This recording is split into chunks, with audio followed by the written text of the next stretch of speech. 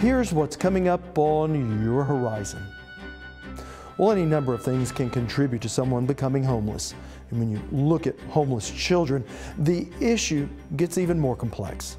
Today, we examine the issue through the eyes of two Oklahomans, now adults, who as children were adrift in a foster care system that on occasion left them unsure of where they were to lay their head. Homelessness in Oklahoma's most vulnerable residents. This week on Oklahoma Horizon. Oklahoma Horizon is made possible by the Oklahoma Department of Career and Technology Education. Oklahoma's investment in career tech provides more than nationally recognized technology education and training. It produces solid financial returns for the state's economic future. Oklahoma Career Tech, elevating our economy. And the Oklahoma Department of Agriculture, Food, and Forestry, helping good people grow good things. And now, from the Career Tech Studios in Stillwater, here's your host, Rob McClendon. Hello everyone, thanks for joining us here on Horizon. Well, the number of homeless children in America has surged to an all-time high. According to a report titled America's Youngest Outcasts, 1 child in 30 was homeless at some point last year. Now that doesn't mean living under a bridge. Often it's as simple as couch surfing at a friend's or a relative's, but it can still have a devastating effect on a child's educational, emotional, and social development. And the problem is especially acute here in Oklahoma. And we'll take a closer look at those numbers a little later in our show. But we want to begin today with the story of an Oklahoman who grew up in some tough circumstances and has chronicled that journey in a book called The Boy Who Carried Bricks. Here's our Austin Moore. Located a few miles south of Perkins is the Oklahoma Lions Boys Ranch.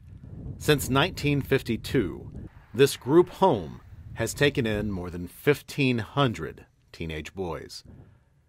The idea was simple: to provide a family, and through the love of that family, to introduce work, discipline, and responsibility. But there was a time, far too recently, that hard work and discipline became the focus, not the product. A time when family was forgotten. The only option for me was to stay at the boys' ranch. And you know, the abuse and things that we endured. If I went home to visit, you know, some of the things that I saw at home made me just want to run back to the boys' ranch and not come home again. Alton Carter is a product of that time. He spent much of his childhood bouncing through the foster system. It led him to the Oklahoma Lions Boys Ranch during one of its darkest times, when his ranch dad assumed a role more akin to warden than father figure. Carter wrote about his experience in the book The Boy Who Carried Bricks. We spoke at the Stillwater First United Methodist Church, where today he serves as youth minister. As I read your story, and I think about the childhood you faced early on, trying to find an adjective that describes the sort of challenges that you were up against, I can't find one big enough. Describe for us, if you would, what you faced as a young child, the kind of things you had to overcome just to go forward in life. Just more than anything else, being hungry. We were hungry all the time and neglected, and you know, we experienced every sort of abuse you could ever imagine, from, you know, getting beat, got whipped with skillets, broomsticks, coat hangers, you name it. The interesting thing is that's all I knew. I mean, it wasn't like I knew anything different. So not that it was normal, but that was the only life that we knew. We were unsupervised all the time. Mom would leave us all the time, all by ourselves, and so we fended for ourselves. So at one point in your life, you finally reached the point where you decided you needed to get out of there. And you took yourself to DHS and said, I need to be somewhere else. I was sort of, believe it or not, the target child. I was the runt, the one that was scared to do anything, and so cousins, brothers and sisters, and uncles made fun of me because I was sort of a chicken. You know, I got called homosexual names, I got called racial names because I was afraid to, you know, smoke pot with everyone else or drink alcohol. And so when my uncle was forcing us to drink alcohol at 2 o'clock in the morning, I just knew it was wrong and I got tired of it. And so one night he came in, he said, "Hey, I want y'all to drink this alcohol," and I refused, and he picked me up and threw me down my grandma's stairs. It was at the bottom of the stairs, and he came down and stomped on me and broke my ribs, and that was the breaking point. I mean, that part it didn't break my spirit, but I knew I had to get out to save myself. So I went to DHS and told them that I didn't want to stay home. And realizing that my family, it's not so much that they didn't care about me, but I had committed the worst act ever by getting my uncle arrested. And so that's literally seeing that is what drove me to take care of myself, because I felt like no one else was looking out for me. That led to a series of failed DHS placements and eventually landed Carter at Boys Ranch. You know, the experience at Boys Ranch was different. I mean, it was kind of exciting. When I first got there, you know, we sort of lived in a farm setting. We had horses, sheep, pigs, and we got to take care of those animals. And it was pretty interesting.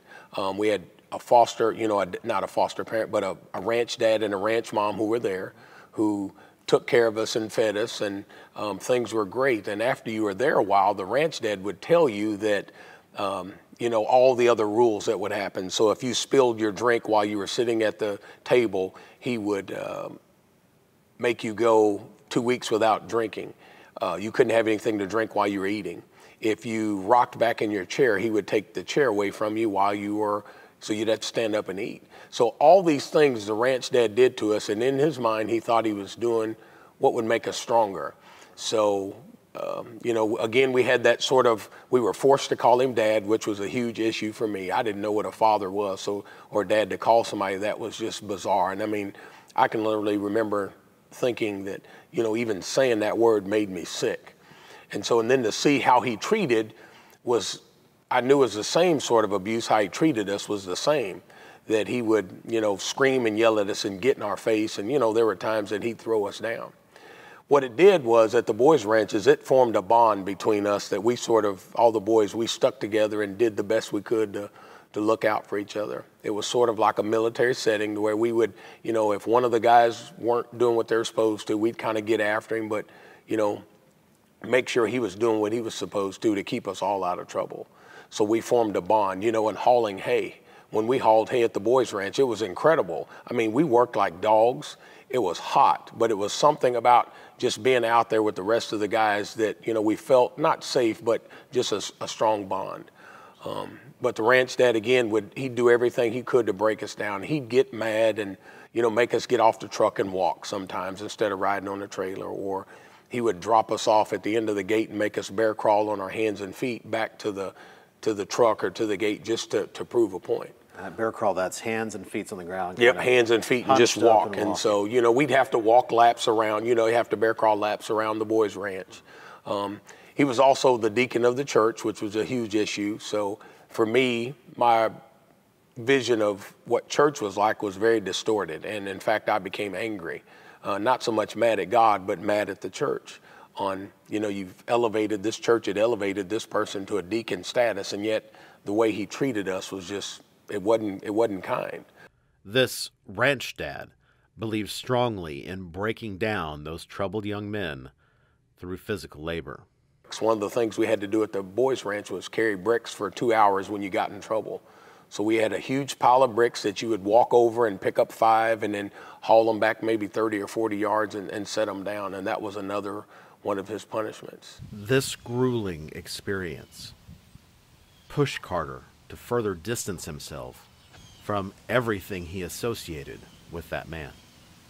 My biggest question is, God, if you're real, why would you let me endure this? I left my home, and yet you're supposed to protect me, and yet here I am at this boys' ranch with this man that calls himself a man of God in the way he treats me.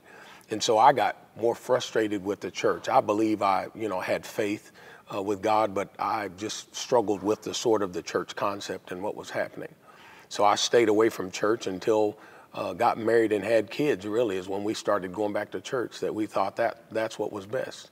And that was foreign to me. You know, I'd been away from church most of my life except for the boys' ranch, and now I go back with a family, and I had all these questions about what is a godly dad supposed to do? I didn't even know what a dad was. So how in the world am I going to be a Christian dad when, my perception of faith is sort of, not faith, but sort of faith in the church is distorted. Now, a little later in our show, we'll introduce you to a young lady who grew up in foster care and eventually found herself living on the streets, but today is making her way in life thanks to some caring educators. Everybody needs somebody, and I needed Metro Tech. It saved my life. Now, when we come back, our conversation with Alton Carter continues as we see what helped Carter move past his troubled youth to become the community leader he is today. You're watching Oklahoma Horizon, featuring some of the good things that are happening in the great state of Oklahoma. Well, too often, the only loving adult in a child's life will be the adult in a classroom.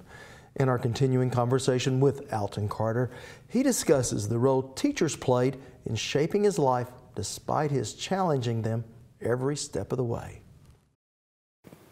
As a kid, to be loved and cared about seemed foreign to me. And so that's what I was rejecting, because being cared about or treated like you were somebody special was odd. And so when those things would happen, I would literally flight would kick in. And so my behavior my bad behavior would come out just to keep them in arm's distance. In 4th grade, Alton pushed one teacher past her breaking point.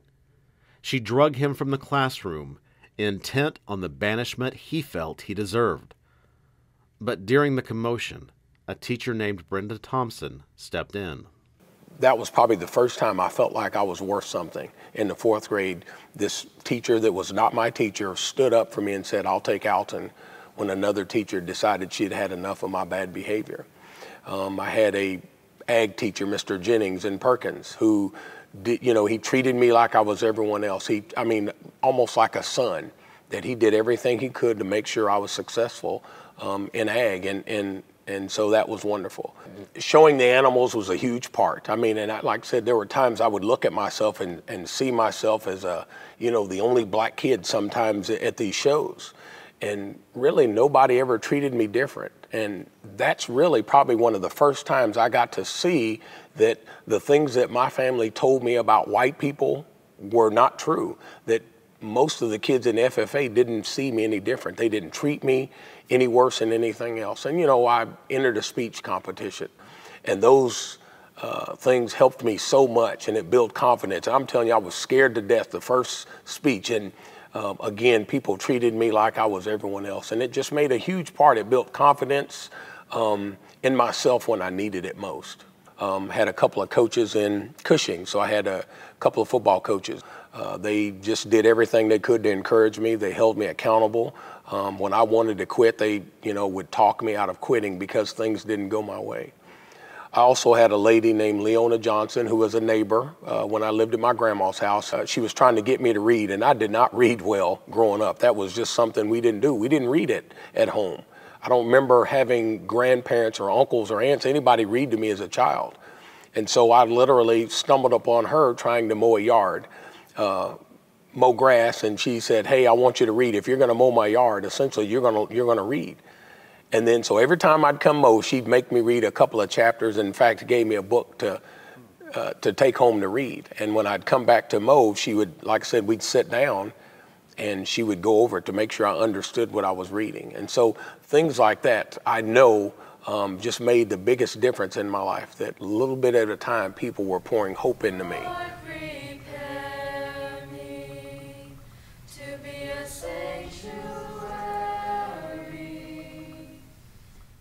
Today, Alton works to be that same positive influence for children he meets.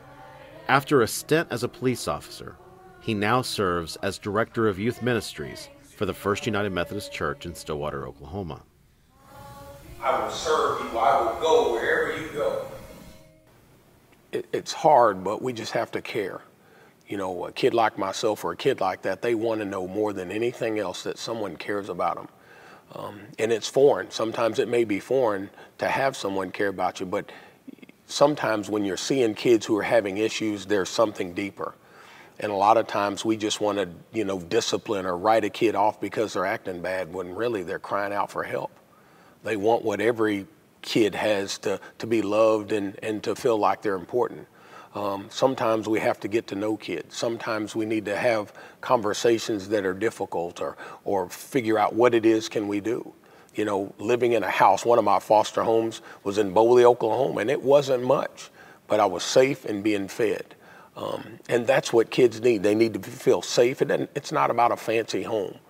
They need people who care about them, and I needed to be trained on how to love people and how to treat people. And that's the overall thing that kids need to learn.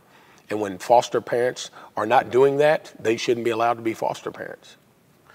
In terms of looking at that system, public, private, do we need more partnerships? Do we need more growth? Need more resources applied to this issue? We need more everything. I mean, we need funding, we need foster parents, we need caseworkers. The whole system needs a lot more people. You know, I graduated from high school out of a foster home, and I had no support system whatsoever.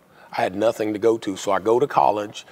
I got to watch every kid go home to visit. They got, you know, care packages, and I was all by myself.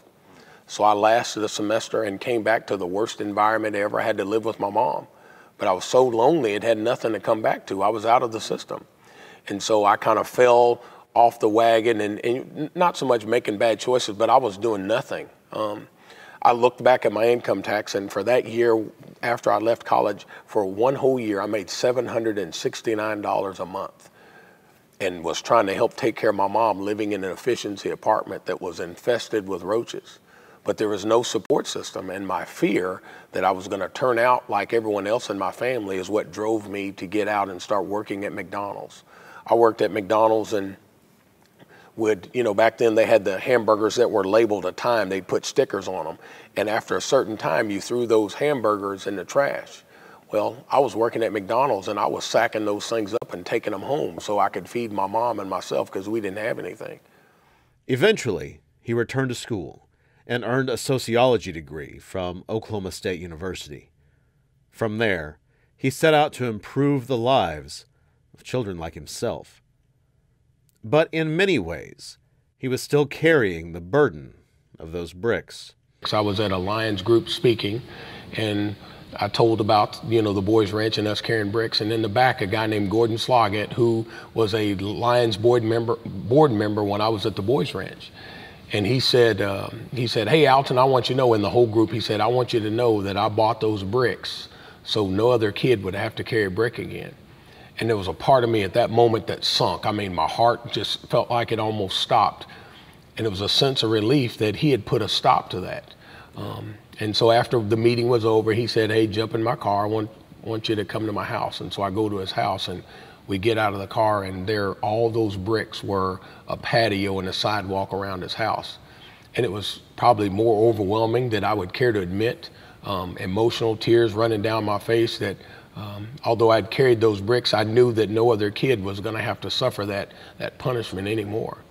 And there was a part of me that started letting go of that pain and suffering from the memories of those bricks. And before I got in the car to leave, he said, hey, I want you to take one of these bricks if you want one. And so I picked up a brick and put it in my car and drove, you know, about down the street, and had to pull over because I was in so much tears. And I don't think Gordon knew what he was doing for me, but he began to help me heal from something I had literally been carrying my whole entire life. I want to thank Paul and Ann Milburn. Today, the Oklahoma Lions have set their sights on helping a broader group of children and transitioned to a new operation called Meadows of Hope. We saw children in DHS custody young, and we couldn't serve them until they were teenagers. And we had boy after boy come in to our program that would tell us about their brother or their sister that they didn't get to grow up with. And so our board decided that we wanted a place where brothers and sisters could grow up together. And that turned into the Meadows of Hope. Rather than a single group home, these homes, and potentially many more, will be provided to certified foster parents and at least 4 children per home. The idea is to build a supportive community where these unique families can lean on each other. They're just normal people. They have jobs in the community, and they just wanted to serve more kids. And having a home that's large enough, 4-bedroom, 4-bath, 2,600 square feet, gives them that opportunity. But more than that, is the support of other foster parents on this campus. Alton Carter was invited to speak at the dedication of Meadows of Hope and used the opportunity to continue the healing alongside the Boys Ranch organization. The one thing I thought would be appropriate, and it's hard not to get emotional, but I want Brian to come back up here, and I want to give back the brick that Gordon started.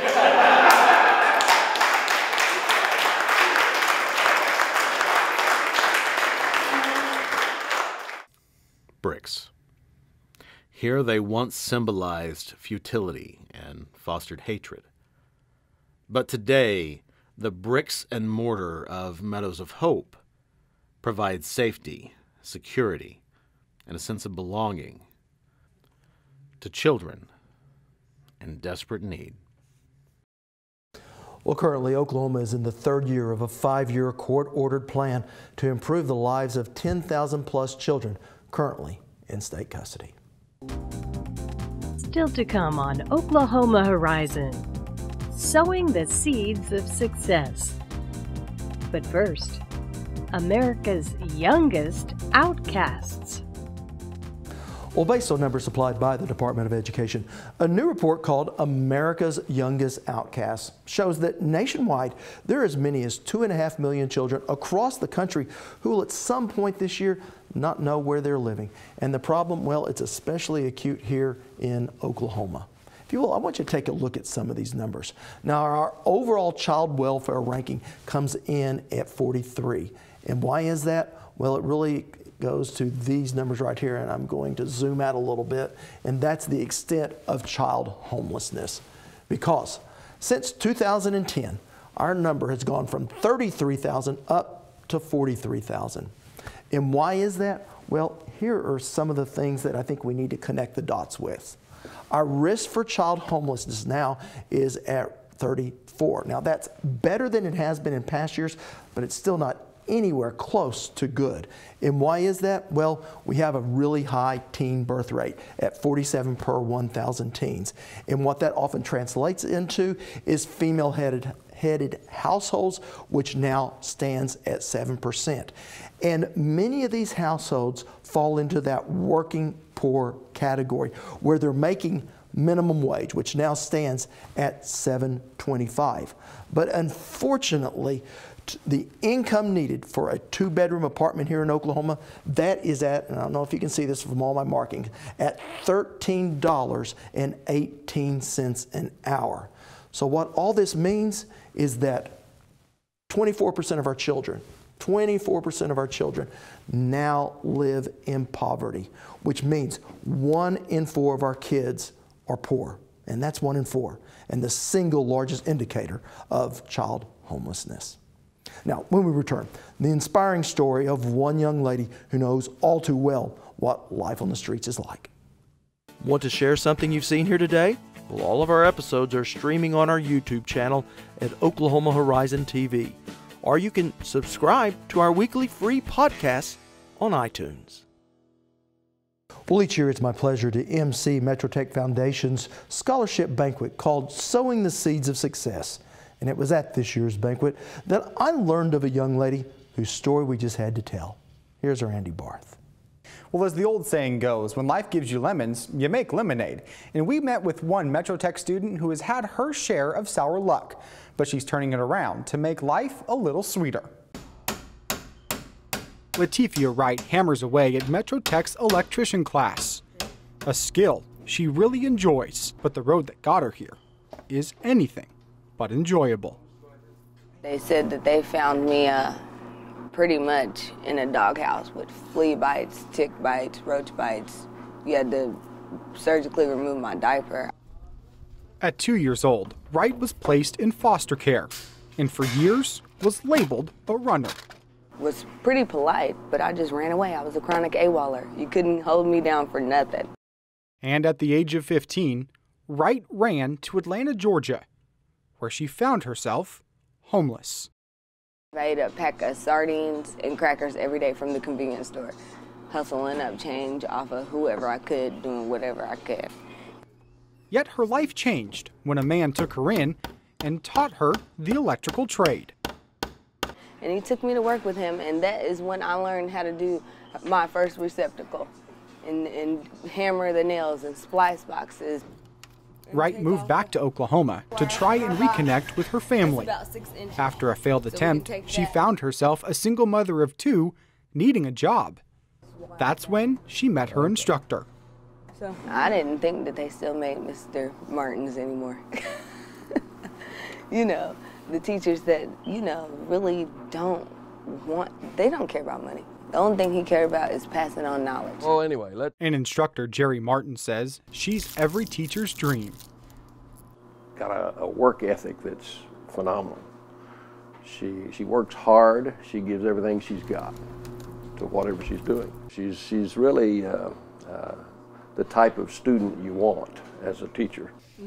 And according to Martin, Wright has what it takes for the business. I think sky's the limit for her, but she really has just a desire to do electrical work. As well as a desire to give back. My long-term dream is to work in an electrical field, either start an all-women electrical company and build a teenage group home that's solar-powered. And even with a jaded past, Wright now has the skills and the relationships for a happy life. It's nice and neat. I never could imagine that my life would be this good. Because when you struggle and you go through so much pain your whole life, you didn't know that good could happen. Everybody needs somebody, and I needed Metro Tech. It saved my life. Now Latifia won the Sowing Seeds of Success Scholarship sponsored by Branson Tools. She earned a stipend to put toward purchasing her all-pink tool set, as well as funds to help her with daily costs. Next time on Oklahoma Horizon, we examine 2 bedrock industries for the state, manufacturing and construction, and meet some of the people helping build America. How are you going to do it safely? How are you going to do it according to the drawings? How are you going to do it? And those are real questions that owners in commercial construction want to know. Construction to manufacturing, an Oklahoma show for the heartland, Oklahoma Horizon. Well, thanks for including us as part of your day. I'm Rob McClendon. Hope to see you back here next week. Horizon is made possible by the Oklahoma Department of Career and Technology Education and the Oklahoma Department of Agriculture, Food, and Forestry. Thank you for watching Oklahoma Horizon.